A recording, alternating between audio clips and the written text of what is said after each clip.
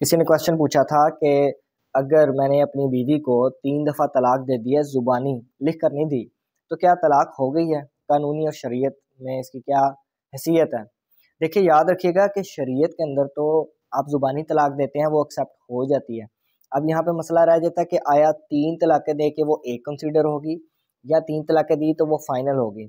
ये हर फ़िरके का अपना-अपना हिसाब है। सुन्नी जो फ़िरका है उसका अपना तरीक़ाकार है, अहले हदीस का अपना तरीक़ाकार है, अहले तशरीह का अपना तरीक़ाकार है। कईयों के अंदर 3 है, कईयों के अंदर 1 ही काफ़ी होती है एक टाइम पे।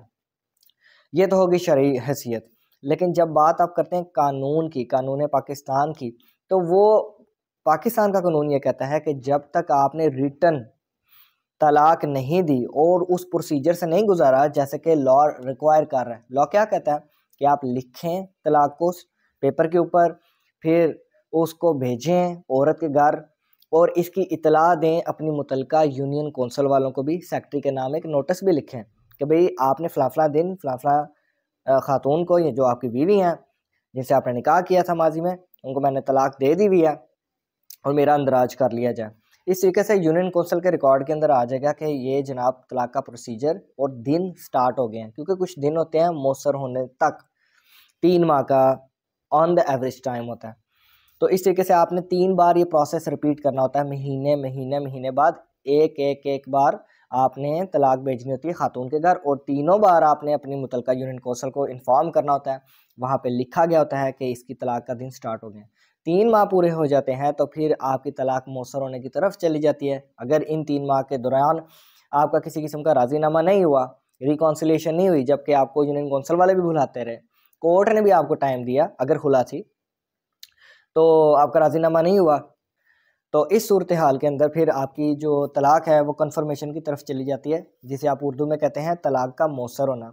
दोनों फ़रीक़ैन जो है फिर अपनी अपनी ज़रूरत के हिसाब से यूनियन कौंसल के सेक्रेटरी से कहते हैं कि जनाब हमें सर्टिफिकेट, तलाक मौसर सर्टिफिकेट जारी कर दें, ताकि हम अपना नाज़रा में जो स्टेटस है वो शादीशुदा होने से ख़त्म करा के डिवोर्स वाला मेंशन कर दें, डिवोर्सी आ जाएँ और दोबारा से निकाह करना हो तो उसकी भी ज़रूरत पूरी हो सके, क्योंकि निकाह रजिस्ट्रार जब तक आपका तलाक मौसर सर्टिफिकेट नहीं देखेगा तब तक आपकी नया निकाह करने की आपको सहूलत नहीं मिल सकेगी। कानून की ये रिक्वायरमेंट है। तो जैसे कि मैंने आपको कानून का तो बता दिया, लेकिन शरई वैल्यू क्या है, ये आपके जो रेलेवेंट फ़िरका है उनके जो मुफ्ती कराम होंगे वो आपको बेहतर ज़्यादा बता सकते हैं। आपने उन्हीं को फॉलो करना है। अहले तशरीह है तो अहले तशरीह को करेंगे, सुन्नी है अहले हदीस हैं तो अपने अपने रेलेवेंट को फॉलो करेंगे। वो आपका और अल्लाह का मामला है।